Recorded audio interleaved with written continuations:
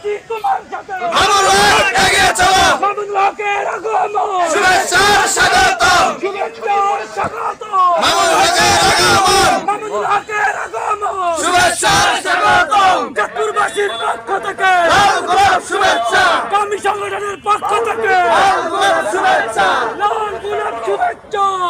বাসীর পক্ষ থেকে তাকবীর আল্লাহু আকবার নারে তাকবীর আল্লাহু আকবার নারে তাকবীর আল্লামা মামুন হক সাহেবের আগমন শুভেচ্ছার স্বাগতম চাঁদপুরবাসীর পক্ষ থেকে